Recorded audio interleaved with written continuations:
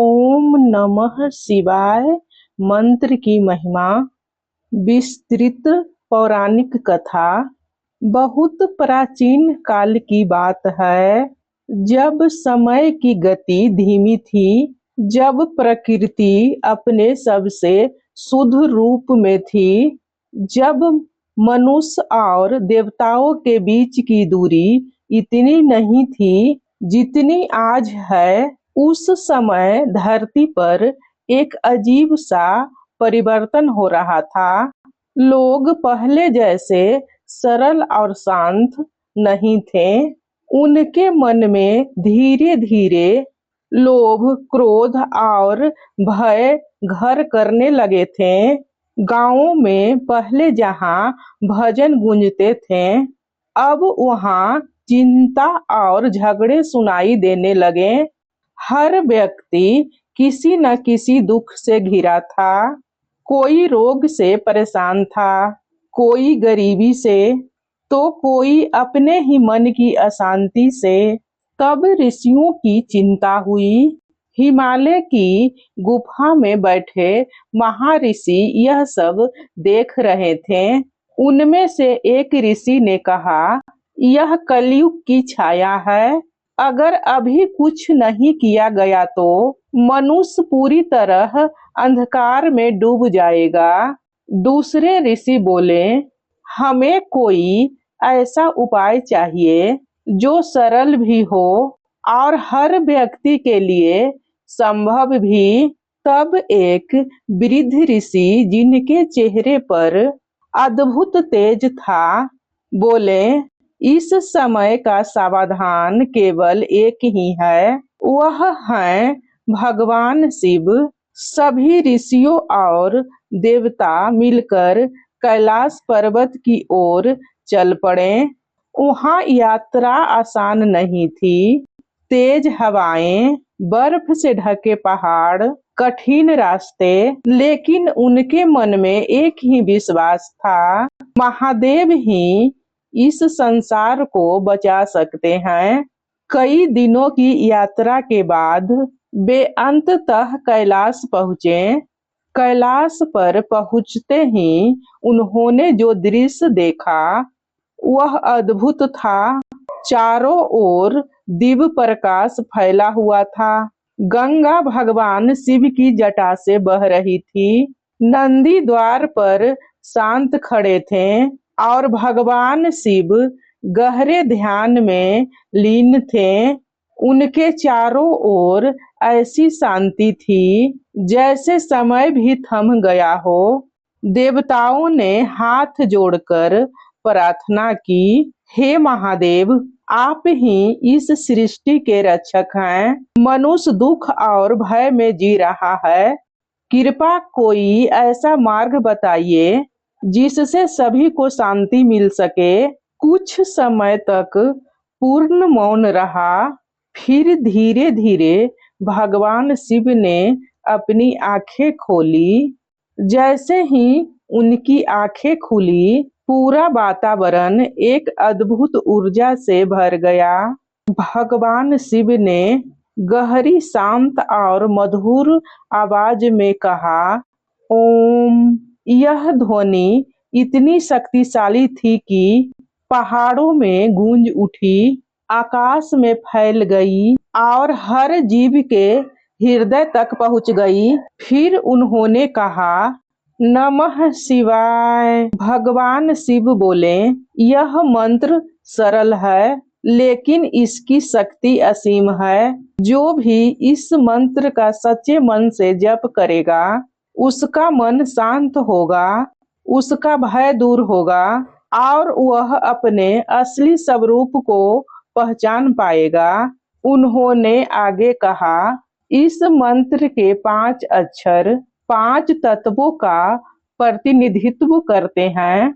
न पृथ्वी स्थिरता, म जल शांति, सी अग्नि ऊर्जा, बा आयु जीवन, य आकाश चेतना। जब कोई इस मंत्र का जाप करता है तो इसके भीतर ये 5 तत्व संतुलित हो जाते हैं। ऋषि और देवता यह दिव्य ज्ञान लेकर धरती पर लौटे। उन्होंने हर गांव, हर नगर में यह मंत्र सिखाया। धीरे धीरे लोगों के जीवन में बदलाव आने लगा। झगड़े कम होने लगे, मन शांत होने लगा। हर ओर एक ही ध्वनि गूंजने लगी, ओम नमः शिवाय। रात का समय था। एक छोटा सा बच्चा अपनी माँ के साथ बैठा था। माँ धीरे धीरे जप रही थी, ओम नमः शिवाय। बच्चा भी उसी लय में जप करने लगा और पहली बार उसके चेहरे पर एक गहरी शांति दिखाई दी। रात धीरे धीरे और गहरी होती जा रही थी। आसमान में तारे पहले से ज्यादा चमक रहे थे। चारों तरफ एक अजीब सी शांति थी। गांव के इस छोटे से घर में जहां माँ अपने बच्चों को ओम नमः शिवाय सिखा रही थी, वहीं से एक नई कहानी की शुरुआत हो रही थी। उसी गांव में एक गरीब किसान रहता था। उसका नाम था रामू। रामू दिन रात मेहनत करता था, लेकिन फिर भी उसकी जिंदगी में सुख नहीं था। कभी फसल खराब हो जाती, कभी घर में बीमारी आ जाती, कभी कर्ज बढ़ जाता। वह अक्सर आसमान की तरफ देखता रहता। हे भगवान, मैं इतना मेहनत करता हूँ, फिर भी मेरे जीवन में इतनी परेशानी क्यों है? उसके मन में धीरे धीरे निराशा ग्रहण घर करने लगी। एक दिन थका हारा रामू गांव के बाहर पेड़ के नीचे बैठ गया। वहीं एक संत ध्यान में बैठे थे। उनके चेहरे पर ऐसी शांति थी जैसे उन्हें किसी चीज की चिंता ही न हो। रामू ने उनसे पूछा, बाबा, क्या सच में इस दुनिया में शांति मिल सकती है?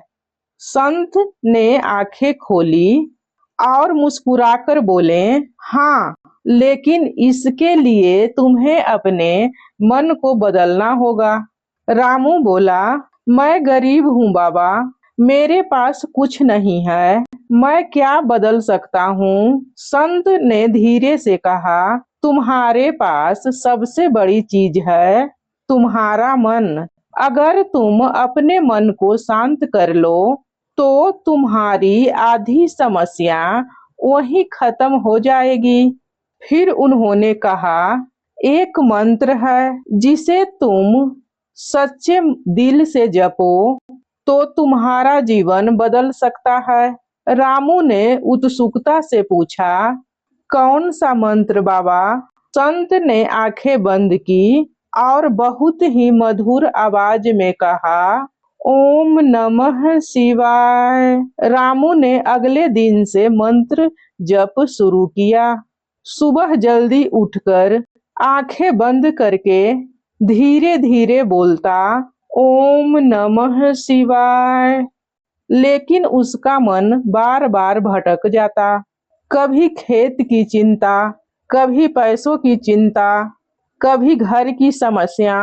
वह परेशान होकर बोला, बाबा, मेरा मन तो बिल्कुल नहीं टिकता। संत मुस्कुराए और बोले, मन का भटकना ही उसका स्वभाव है, तुम उसे जबरदस्ती मत रोकना, बस हर बार प्यार से वापस मंत्र पर ले आना। जैसे माँ अपने बच्चों को समझाती है, वैसे ही अपने मन को समझाओ। दिन बीतते गए। रामू रोज मंत्र जप करता रहा। पहले 5 मिनट, फिर 10 मिनट, फिर आधा घंटा। धीरे धीरे उसका मन शांत होने लगा, गुस्सा कम होने लगा, सोच बदलने लगी। अब वह पहले की तरह हर बात पर परेशान नहीं होता था। एक दिन वह खेत में काम कर रहा था। उसे अचानक महसूस हुआ, मैं अब डर नहीं रहा। जो काम पहले उसे भारी लगता था, अब वही काम आसान लगने लगा। उसके अंदर एक नई ऊर्जा आ गई थी। कुछ समय बाद उसकी फसल अच्छी होने लगी, घर में शांति रहने लगी, कर्ज धीरे धीरे कम होने लगा। लेकिन सबसे बड़ा बदलाव यह था, उसका मन अब खुश रहने लगा। एक दिन रामू फिर संत के पास गया और बोला, बाबा, क्या यह मंत्र सच में चमत्कार करता है? संत मुस्कुराए और बोले, चमत्कार मंत्र नहीं करता, चमत्कार तुम्हारा बदला हुआ मन करता है। जब मन शांत होता है तो इंसान सही निर्णय लेता है, और जब निर्णय सही होता है तो जीवन अपने आप बदल जाता है। रात फिर से शांत थी। हवा धीरे धीरे बह रही थी। रामू अपने घर के बाहर बैठा था, आंखें बंद, चेहरे पर शांति और ओठों पर वही मंत्र, ओम नमः शिवाय। अब यह सिर्फ शब्द नहीं था, यह उसकी जिंदगी बन चुका था। ओम नमः शिवाय एक अद्भुत मंत्र है जो भगवान शिव के मुख से निकला है। इस मंत्र का महिमा का वर्णन करना हमारे बस की नहीं है। मैं हाथ जोड़कर माफी चाहती हूँ भगवान भोलेनाथ से और आप सभी से।